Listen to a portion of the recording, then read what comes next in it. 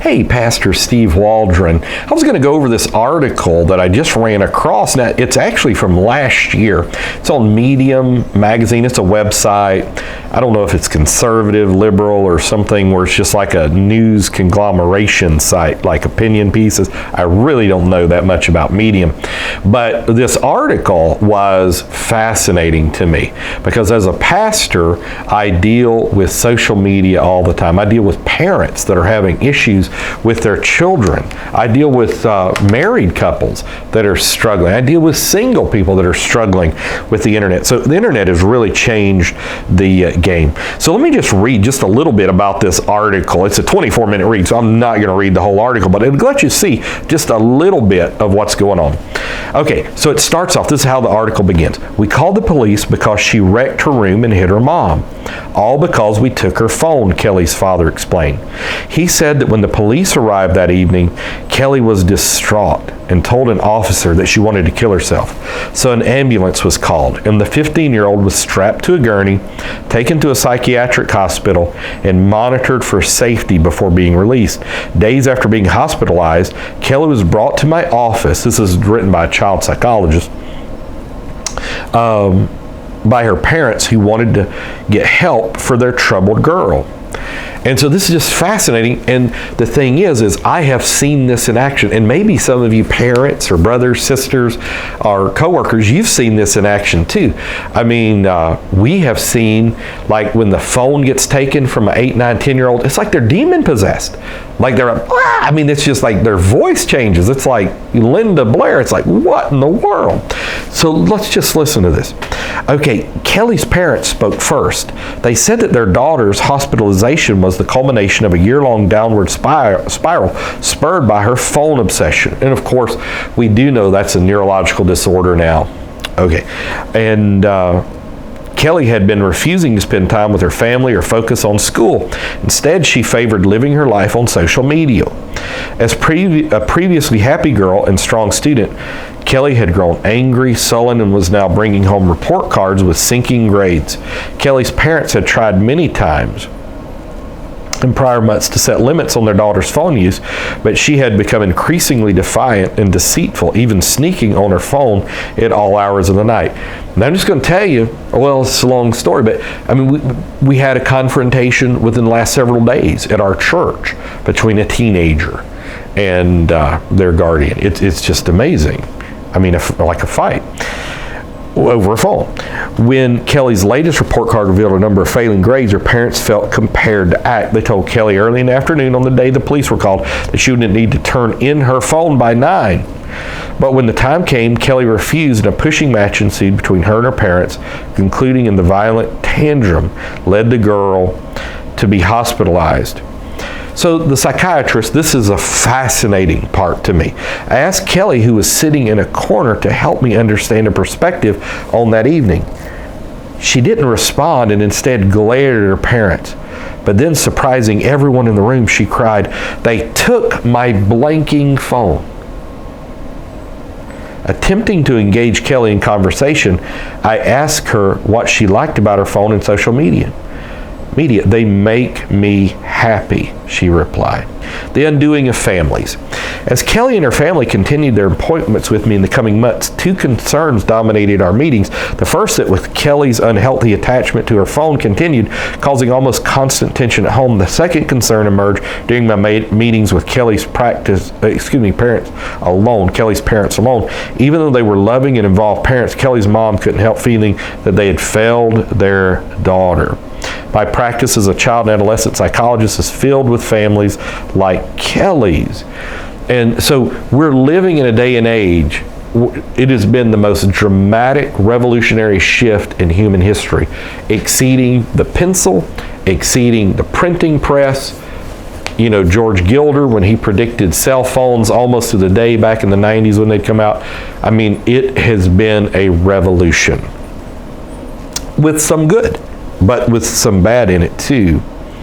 And then he just goes on again. I'm skipping over some things. I also see far too many boys whose gaming obsessions lead them to forgo interest in school, extracurricular activities, and anything else productive. Now, I deal personally with people in their 40s.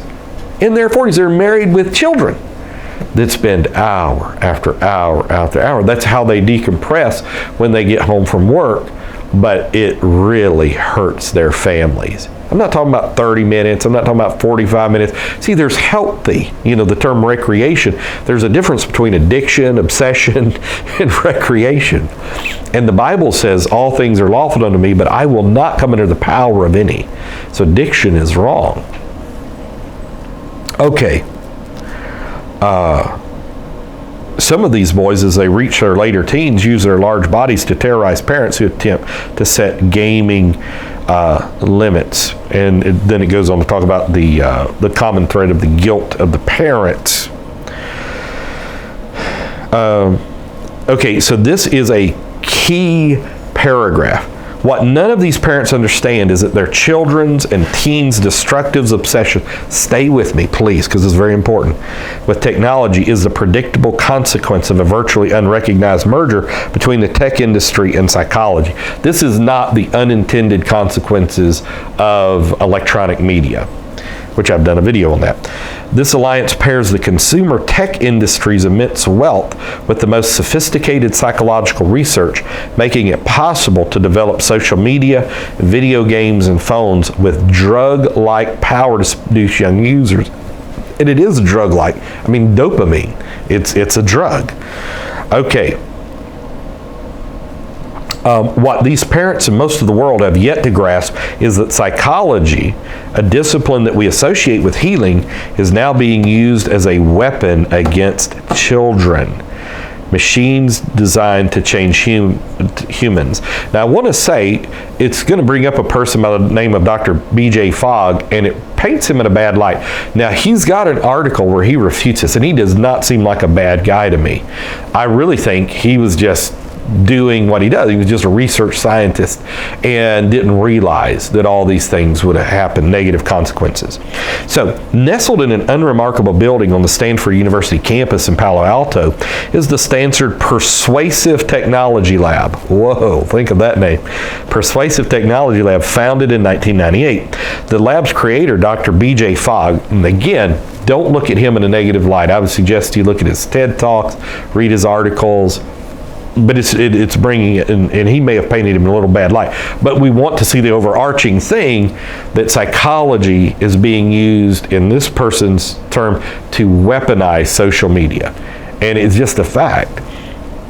So the lab's creator, Dr. BJ Fogg, is a psychologist and the father of persuasive technology, a discipline in which digital machines and apps, including smartphones, social media, and video games, are configured to alter human thoughts and behaviors. As the lab's website boldly proclaims, machines designed to change humans. Fogg speaks openly of the ability to use smartphones and other digital devices to change our ideas and actions. Called the Millionaire Maker, Fogg has groomed former students who have now used his methods to develop technologies that now consume kids' lives. All right, so weaponizing persuasion. Should the fear of social rejection be used to compel kids to compulsively use social media? So, like Jaron Lanier, who teaches at the Microsoft University, who's created like 11, 12 musical instruments, created these musical instruments. Brilliant guy. He's written books on social media. And like he says, you've got the most brilliant people in the world, MIT grads, doctorates that are in one room, and they're not trying to figure out how to get water to the population of the world that doesn't have adequate drinking water. They're trying how to figure out how to get you addicted to the internet, because that's where their money comes from. That's where, and so Facebook and all of the Google hire these people. And so this is just facts. These are not theories, these are not conspiracy. This is just what's happening in our world today. All right. If you haven't heard of persuasive technology, that's no accident. Tech corporations would prefer to remain in the shadows, as most of us don't want to be controlled and have a special aversion to kids being manipulated for profit. Now, let me just say, too, he emphasizes children. We're dealing with this with adults, too. My wife and I, we have dealt with people literally that would wear diapers. I'm talking about adults would wear diapers because they could not leave their computers because they were interacting with people for days. They'd interact for 3 consecutive days and not leave the computer, and they would wear diapers so they wouldn't have to leave. So it's not just children. Okay, so kids spend countless hours on social media and video game environments in pursuit of likes and friends, game points, and levels because it's stimulating. They believe that this makes them happy and successful, and they find it easier than doing the difficult but developmentally important activities of childhood. Now think about Japan, where the government has ladies that go door to door to try to get 20-something-year-old men out of their rooms because they'll lock themselves in their rooms and play video games for 6 consecutive days. And they don't have any, so they don't have a job, they don't have social skills, they play video games all the time. And so this is what happens. So while persuasion techniques work well on adults, they are particularly effective at influencing the still maturing child and teen brain. Video games, better than anything else in our culture, deliver rewards to people, especially teenage boys, says Fogg. Okay, I'm skipping some things here. Likewise, social media companies use persuasive design to prey on the age-appropriate desire for preteen and teen kids, especially girls, to be socially successful. The drive is built into our DNA, since real-world relational skills have fostered human evolution, which obviously I wouldn't believe. The Huffington Post article, What Really Happens on a Teen Girl's iPhone, describes the life of 14-year-old Casey from Milburn, New Jersey.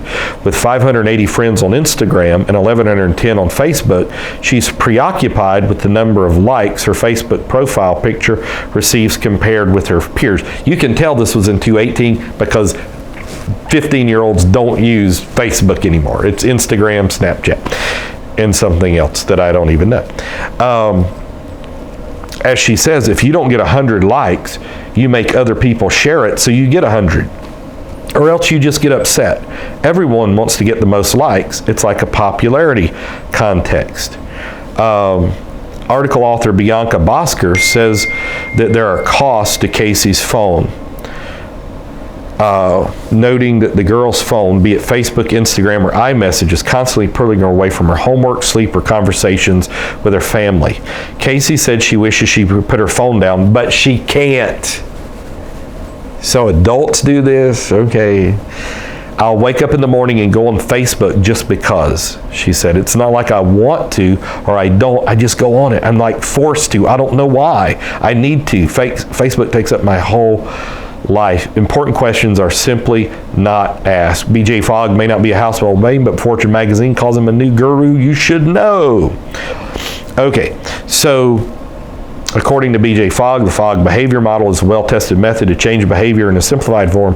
It involves 3 primary factors: motivation, ability, and triggers. Fogg's formula is the blueprint for building multi-billion-dollar social media and gaming companies. However, moral questions about the impact of turning persuasive techniques on children or teens is not being asked. Okay, brain hacking. These design techniques provide tech corporations a window into kids' hearts and minds, a peek behind the curtain, digital Pied Pipers. Video game developer John Hobson, who has a PhD in behavioral and brain science, wrote the paper Behavioral Game Design. He describes the use of design features to alter video game player behavior, sounding much like an experimenter running lab animals through their paces, answering questions such as how do we make players maintain a high, consistent rate of activity, and how to make players play forever, revealing the hard science behind persuasive technology, Hobson says. This is not to say that players are the same as rats, but that there are general rules of learning which apply equally to both. Okay, stealing from childhood. Remember, we're supposed to redeem the time. So let me get to the end. A wired generation falling apart. Okay.